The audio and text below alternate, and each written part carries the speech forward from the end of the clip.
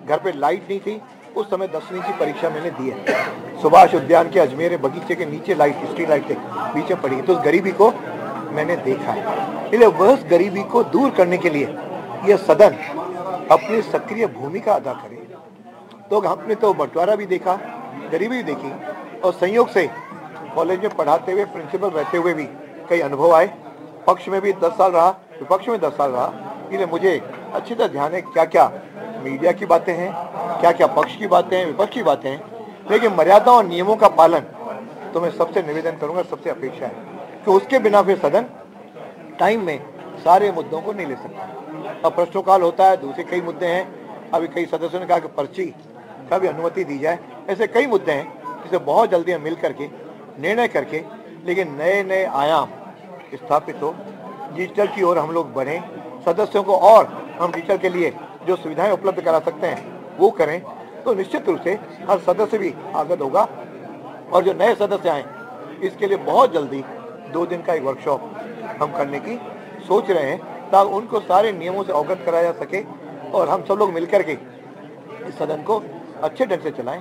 पुराने लोगों से भी अपील करूंगा कि हम नयों के लिए एक अच्छा उनके लिए वातावरण हम बनाए रखें, ताकि उनसे वो सीख सकें, ताकि पुराने जिस प्रकार करते हैं नयों का भी उस प्रकार से ढलने के मौका मिलता है। नए पुराने दोनों हम सब लोग और सदन का अध्यक्ष भी, आप सब लोग भी मिल करके सदन को अच्छी तरह से चलाएं, और ताकि यह सदन जो पूरे देश भर में इसका बहुत ही गरिमामय इतिहास रहा है। और मैं आज पढ़ा था पुराने कौन कौन अध्यक्ष रहे, ऐसे मेरे से पहले 16 विधानसभा के अध्यक्ष रहे।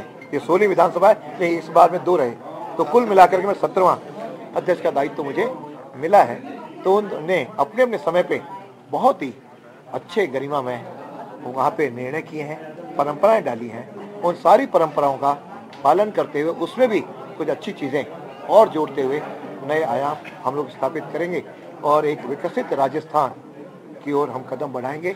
जिस ढंग से देश आगे बढ़ रहा है उसमें राजस्थान की भी सहभागिता पूरी हो, इसका हम लोग प्रयास करेंगे, ऐसा आपको विश्वास है। बीती सरकार में कई बार सदन हंगामे की भेंट चढ़ा है, इस बार क्या कुछ अनुशासन का कुछ कठोर कोई नया नज़ीर पेश करने की इस बार तैयारी है, आपको लगता है? देखो, मैं कोशिश करूंगा कि पहली स्थिति वैसे नहीं बनी, और मान लो किसी कारण से बन जाती है तो तुरंत उनसे संवाद करके उस टेलमेट को समाधान किया जाए। क्यों हमेशा चाहे कितने दिन भी आप बातचीत मत करो, अंत में समाधान तो बातचीत से होता है। उस बातचीत की प्रतीक्षा और लंबा क्यों खींचा जाए, उसको तुरंत बातचीत करके उस मुद्दे को सुलझाया जाए, इसका प्रयास करूँगा। सर, कुछ सदस्यों ने ये भी आशंका जताई कि 10 साल विपक्ष में आप रहे थे, 10 साल सत्ता पक्ष में, कहीं विपक्ष वाले उस हिसाब से काम ना हो जाए, वो डर रहे थे। उन्हें क्या कहना चाहेंगे आप? मैं समझता हूँ कोई भी डरे नहीं। मैंने सदन में भी कहा कि मेरे लिए इस कुर्सी पर आने के बाद मैं सबके लिए बराबर हूँ और सबके साथ, लेकिन नियमों का कठोरता से पालन करवाऊंगा। ये भले आप नोट भी कर लें, भले बता भी लें, लेकिन मैं अपने टीचिंग कॉल में भी सबसे ज़्यादा कठोर प्रिंसिपल भी माना जाता था और शिक्षक भी माना जाता था, और उस प्रकार की कठोरता नियमों के पालन में। बाकी मैं as a human being all are my colleagues सबके साथ मिलकर करूँ। सदन चले, इसकी बात होती है। अब तक जो जानकारी आई कि सदन के साधारणतः 29 दिन 30 दिन ही सदन चलता है। कोशिश करूंगा कि इनमें दिनों की वृद्धि हो, और कम से कम मेरा पहला टारगेट रहेगा कम से कम 40 दिन तो हम इस बार चलाने का प्रयास करें। कोशिश तो ये करेंगे जैसे केरल का आदर्श अवस्था है, लेकिन एकदम से बढ़ाने की तुलना में कुछ दिन इस बार अधिक चले और उससे बहस भी सार्थक हो। लेकिन ये डिपेंड करता है दोनों अपने पक्ष और विपक्ष पे। अपील उनसे भी करूंगा कि यदि सदन लंबे समय तक चलाना चाह रहे हो, अच्छा चलाना चाह रहे हो, तो अपन सबका सहयोग से एक दूसरे में, मैंने कहा ना, डिस्कशन भी होंगे, डिसेंट भी होंगे, डिबेट भी होगी, लेकिन उन सब का परिणाम तक ले जाने का हम लोग कोशिश करें। पिछली बार कई नवाचार देखने को मिले, कई कॉन्फ्रेंस व्याख्यान हुए, क्या वो भी कंटिन्यू रहेंगे? निश्चित रूप से उससे और उसमें और ज़्यादा वृद्धि होगी। जैसे सीपीए को हमारे पुराने प्रदेश अध्यक्ष जी ने बहुत उसको सक्रिय किया, वो बहुत ही अच्छा लगा। वह सीपीए भी सक्रिय हो, अन्य भी जिस प्रकार से और कोई मंच है वह भी यहाँ पे सक्रिय हो, अधिक से अधिक लोग इस विधानसभा में आए, यहाँ का अच्छा मैसेज लेके जाए।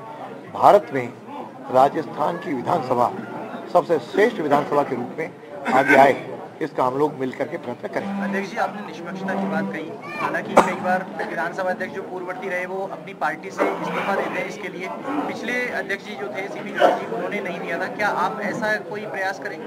मैं नियमों को देखूंगा, यदि नियमों में आता है तो मैं निश्चित रूप से दे दूंगा। बाकी मूलतः मेरी भी अंडरस्टैंडिंग है कि जब इस कुर्सी पे आए हम बिना किसी पार्टी के अंग बने, इसका मैं निर्माण करूँ। अध्यक्ष जी, इस बार अपोजिशन बहुत स्ट्रॉन्ग माना जा रहा है, बहुत ही तजुर्बे वाले लीडर्स चुनाव जीत करके आए हैं, 69 MLA हैं।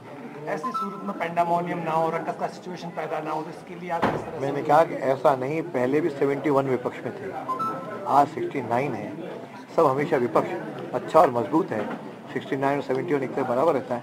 और दोनों पक्षों में अच्छे लोग जो पार्लियामेंट्रियन हैं, दोनों पक्ष में जीत करके आए हैं। वे पार्लियामेंट्रियन राजस्थान के विकास में, बहस में अपने मुद्दे उठाने के लिए आगे आए। इसलिए मैंने कहा गवर्नमेंट को अपना काम करना होता है, पालन करवाना होता है, विपक्ष को उसमें अपनी बात कहने का पूरा अवसर मिले और मुद्दों पे सत्ता पक्ष भी गंभीरता से विचार करके निर्णय ले, इसका प्रयास करें। देखिए, कई बार जो सरकारी तंत्र है, ब्यूरोक्रेसी जवाब देने में भी डिले जवाब आता है, उसको लेकर कुछ व्यवस्था कोशिश करूंगा कि व्यवस्थाओं को ठीक करूं। अभी तो मुझे दायित्व मिला है, इस सब का अध्ययन करूंगा, लेकिन ये जरूर है कि अधिकारियों को भी पाबंद करेंगे सही समय पर विधानसभा के लिए जो आवश्यक उनको उत्तर भेजने हैं या अपने ध्यान आकर्षण प्रस्ताव के उत्तर भेजने हैं, प्रश्नों के उत्तर भेजने हैं, सब प्रश्नों का समय पर उत्तर जाए, इसकी कोशिश करें।